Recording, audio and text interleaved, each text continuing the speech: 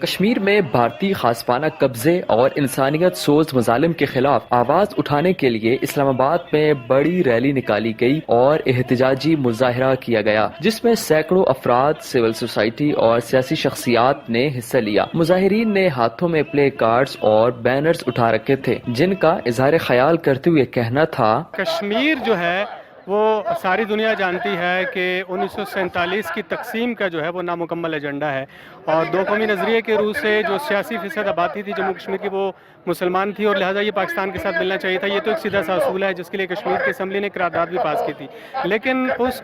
فیصلے کو بلڈوز کیا گیا اور کشمیر پر قبضہ کیا گیا، جبری طور پہ قبضہ کیا گیا 27 اکتوبر 1947 کو، اور اب 5 اگست کے بعد ایک اور جو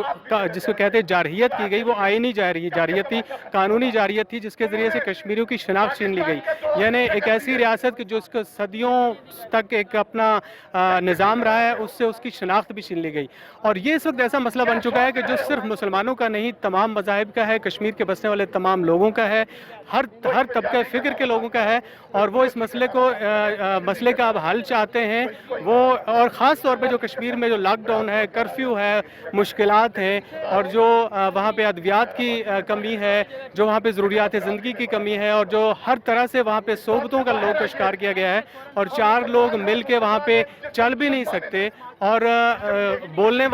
ہر بولنے والے پہ پابندی ہے، کوئی اظہار رائے نہیں کر سکتا، کوئی سوشل میڈیا پہ اس کی رائے کا اظہار نہیں کر سکتا، لوگوں سے پاسپورٹ چھینے جا رہے ہیں، اور لوگوں سے کہا جا رہا ہے کہ اگر آپ بیرون ملک سے بولیں گے تو ہم آپ کے پاسپورٹ چھین لیں گے۔ تو یہ کہاں کی آزادی ہے؟ یہ کہاں کی جمہوریت ہے؟ یہ کہاں کا سیکولرزم ہے؟ یہ کہاں کے انسانی اقدار ہیں؟ اس دور میں جب کہ دنیا جو ہے اپنے آپ کو انسانی حقوق کے حوالے سے دیکھتی ہے، انسانی اقدار کے حوالے سے دیکھتی ہے، تو اس طرح کی جو پابندیاں ہیں وہ کسی ایسے صدیوں پرانی پابندیاں بھی ایسے انسانوں پر نہیں عائد کی گئیں جو آج کے دور میں عائد کی جا رہی ہیں، اور ان پابندیوں کے نتیجے میں ایک مزاحمت جنم لے چکی ہے، اور جس دن کرفیو اٹھے گا اس مزاحمت کا آغاز ہوگا اور کنٹرول لائن ٹوٹے گی۔ دونوں طرف کے لوگ تنگ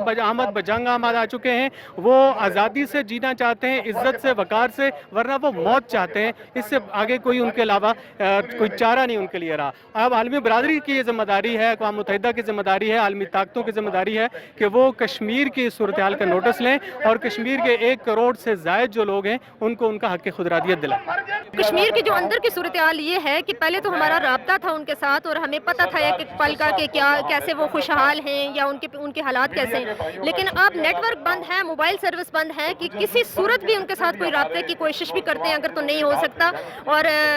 وہاں کے اندر کی جو صورتحال ہمیں پتہ چلی تھی وہ چند دن پہلے کہ اسکول بند ہیں، کالج بند ہیں، یونیورسٹیز بند ہیں، ہاسپٹل میں کوئی سارے بیڈ خالی ہیں وہاں پہ، اور مریض کو اگر کوئی لے کے ہاسپٹل جاتا بھی ہے تو پہلے تو دوائی ان کو لے جانے کا مسئلہ ہوتا ہے کہ 2-4 بندے بھی وہاں پہ اکٹھے گھر سے باہر نہیں نکل سکتے، خواتین 2 ہو کے بھی گھر سے باہر نہیں نکل سکتے، ان پہ قدغن ہیں، پابندیاں ہیں، ان کو اتنی آزادی نہیں کہ اپنے بچوں کے لیے وہ جا کے باہر سے کہیں سے خوراک ڈھونڈ کے تلاش کر کے لے کے آئیں، اور بزرگ جو ہیں، خواتین ہیں، وہ میڈیسن کے بغیر تڑپ رہے ہیں وہاں پہ۔ اور یہ ساری صورتحال جو ہے کہ ہم پہ جب آئے اگر تو ہمیں یہ محسوس ہوگا تو ہم انڈیا کو یہ پیغام دیتے ہیں، بھارت کو یہ پیغام دیتے ہیں کہ خدا را یہ سارا سسٹم، یہ سارا ڈرامہ بند کرے آپ، بہت ظلم ہو چکا، بہت یہ ظلم کی انتہا ہو چکی ہے کہ ہم جنگ نہیں چاہتے۔ اگر جنگ چھڑے گی، اگر جنگ ہوگی تو صرف پاکستان اور انڈیا کی نہیں ہوگی، یہ پوری عالمی سطح پہ جنگ چھڑے گی اور بہت بڑی تباہی ہوگی جس تباہی سے کسی کو کوئی بچا نہیں سکے گا، اور لاکھوں کروڑوں لوگ اس کو، پوری دنیا اس میں بے گناہ پسے گی۔ تو خدا را مودی انصاف کرے